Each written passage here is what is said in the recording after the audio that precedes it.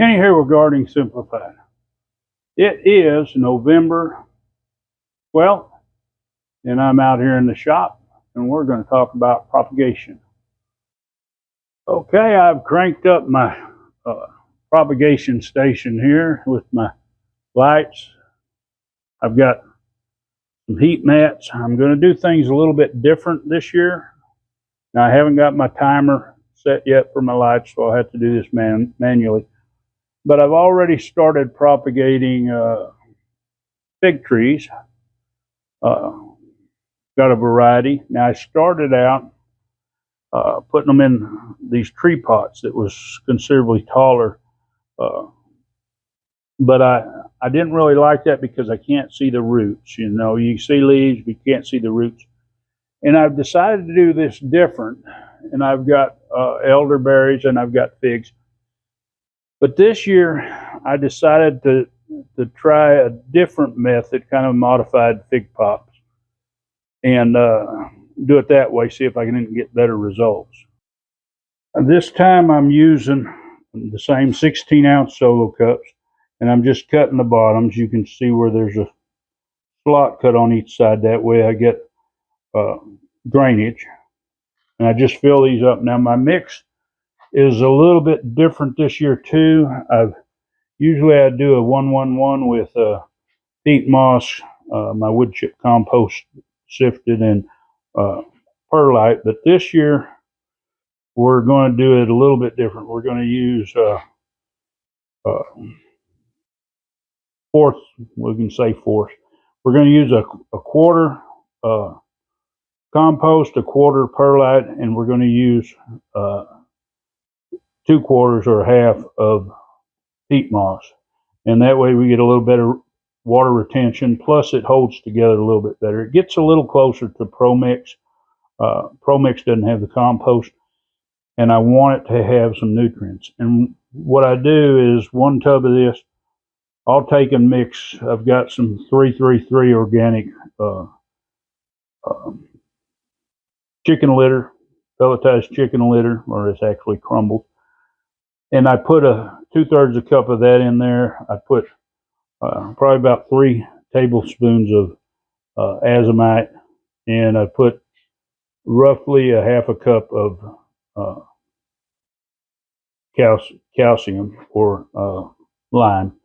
And I'm not so much worried about the pH, but I do like to have the lime in there. Bacteria thrives, and that's going to make a difference as far as we don't want to wait until we get these in the ground. Everyone wants sterile dirt, but I never want to wait till I get them in the ground with a sterile mix, because I want that microbiology to start while I'm doing. Now I do have some microrhizome, and in some of these I've been putting a little bit in there. I usually have a good bit of it with my compost anyway, so I'm not really worried about it.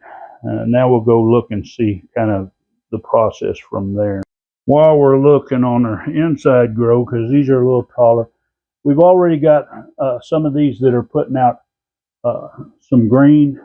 Now these cuttings were taken green. They're not dormant cuttings, so we're going to start them out fresh, get them growing, and as you can see, some of them are starting to take off good. There's a lot of others that are showing good signs that they're going to go.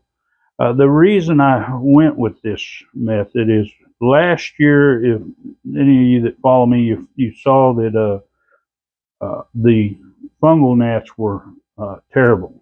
I mean, I really had a problem with them. And so what I did was I tried to remedy that. Now I do have one here that's still going.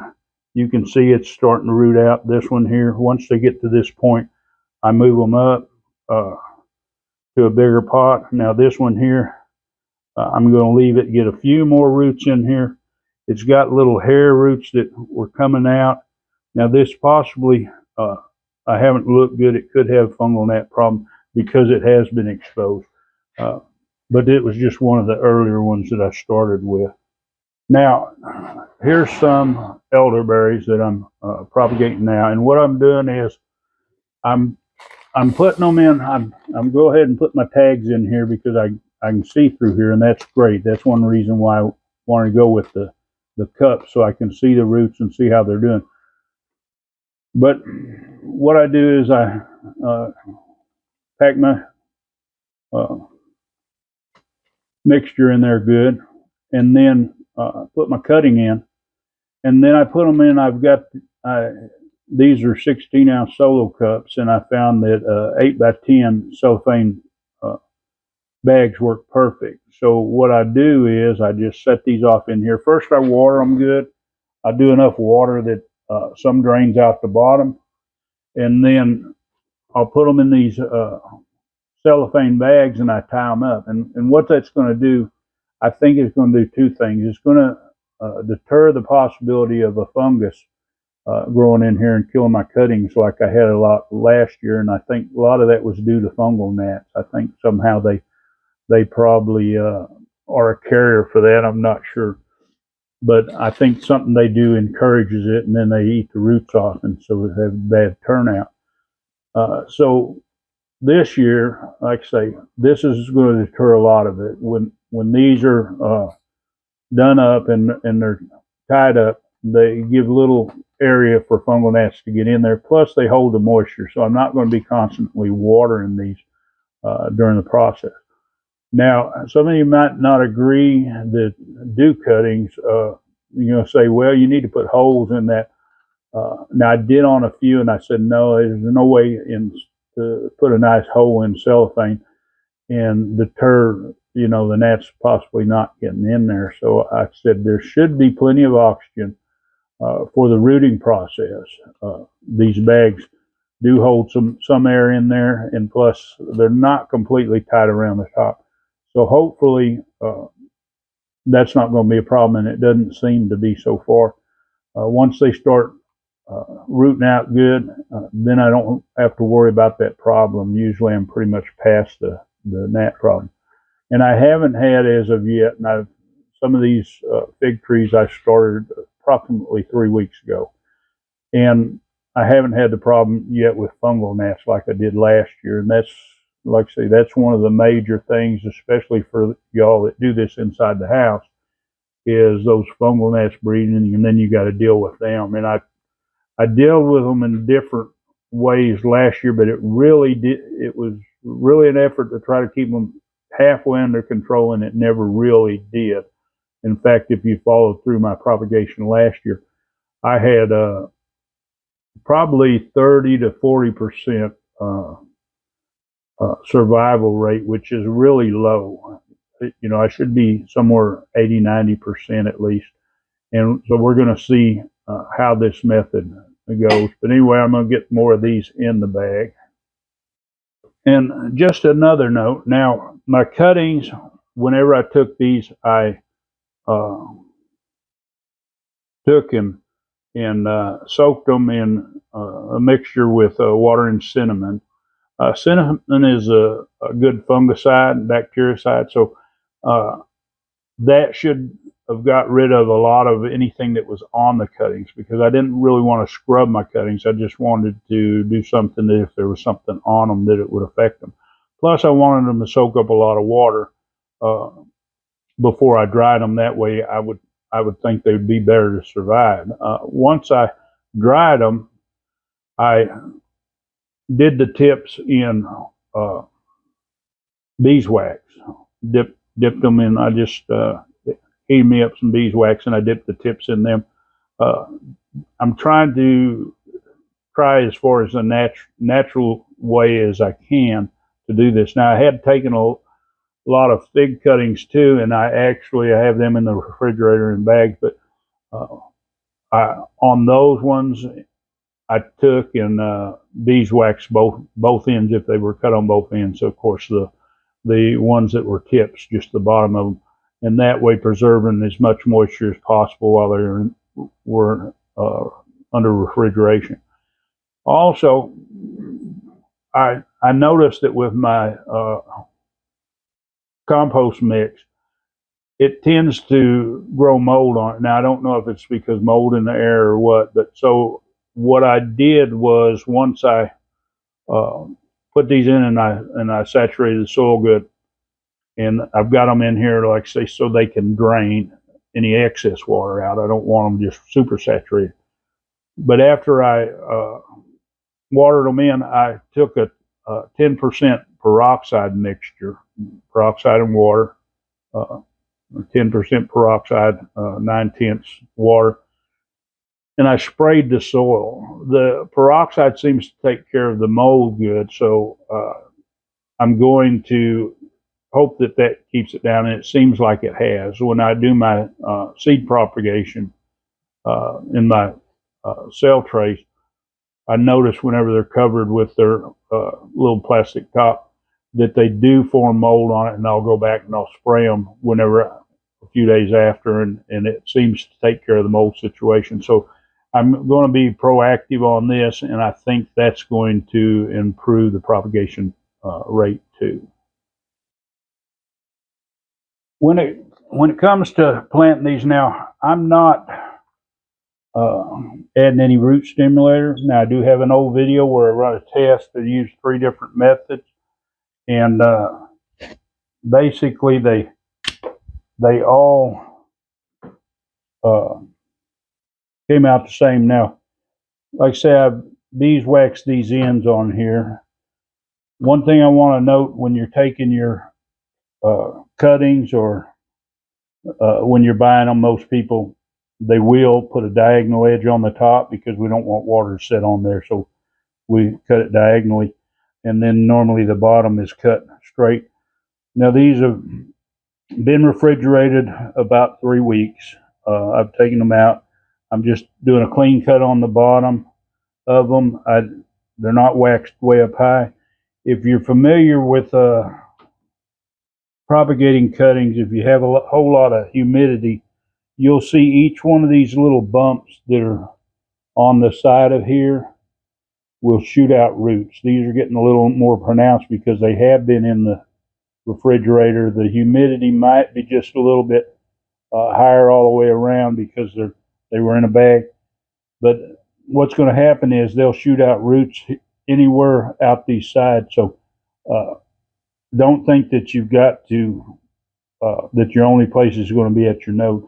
Now, it's always best if you can put at least 2 nodes under the bottom. Now, I'll use a decent sized dowel. But even though the branch is coming out here, now this will come out beside, it'll go ahead and root out or branch out from the top, but it most likely will shoot a branch here. But I'll just shove this down, and then whenever I water this in, I'll let it settle around it. I'm not going to go ahead and pack it down. It might be more likely to leave an air pocket that way. But it's just a matter of doing a clean cut. Roots will come out this bottom, and they'll come out anywhere up this size. Now, the length of the cutting doesn't really matter. You could root just 2 nodes. And even if you stuck them both under the ground, one, it starts growing, it would shoot up a thing. Now, normally you want at least 2 nodes because sometimes your growth of your limb grows fast. So you might have 8 inches between a node. So you might just have one under the bottom and one on the top. But like I say, realize that it's going to start shooting roots out the side of this thing. Now, if you want to use root stimulator, go ahead. I'm not, because like I say, I've trialed this, and I know that they're going to do just as good like this without having that extra. And plus, they still have, because they were soaked in cinnamon, so they have that on the outside, so that ought to keep them pretty safe.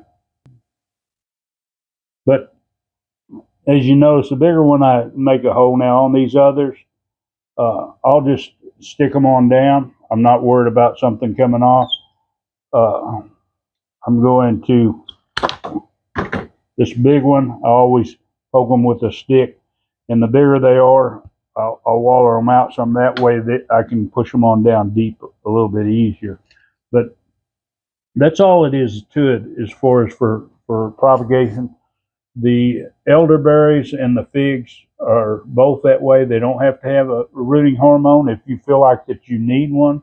I, I like I say, I did that test, trying that experiment, trying the different ways, and I had the same success. Of course, it was all 100% success on all three different versions that I had, and I only did three different plants. Well, I actually did four. I did one that was just a test with that was cuttings that just had one node on them to see if they would sprout, because I'm always wondering. But anyway, it's that simple. I'm going to go ahead and finish these. I have a whole lot more that I'm going to do these. I do so many because I sell little trees at the farmer's market in the spring. I do have a greenhouse, so if you're going to do this, you need to have a place to where either you can give them light if you're going to start them this early, or like I put them out in the greenhouse. Now, if it gets real cold, I do supplement with. I've got some mini Christmas lights that I run down there, and then I'll put a row cover over it to give it a little bit more stability on the keeping ground heat in and that little bit of heat that I'm doing. And they've been real successful. But if you don't have a greenhouse, you need to have a place to where you can put these things and let them grow. Now, until they start growing out, they're fine in the dark. They don't have to have light. But once they start shooting leaves out, it's always good to get them under the light and get them going. And you'll really have some great plants to put out in the spring. But anyway, I hope you found some value in this. And for those of you who like to keep up with what's going on here at the Povey's farm, right now this is what we're doing, and we'll probably have a few hundred big trees. Hopefully in the spring this year, we should have a lot better success because, like I say, doing the modified big pops, if you do have a fungal gnat problem, it would be most likely confined to only a few, not like where they're all exposed and so they go from one to the other to the other. So this is my intent to make it my success a whole lot better this year. And anyway, if you're not a subscriber, you want to see more videos like this and other growing videos, preserving videos, hit that subscribe, hit the bell, and select all. And of course, give it a big thumbs up and share this video so others can see it. It helps my channel. And as always, enjoy that gardening experience.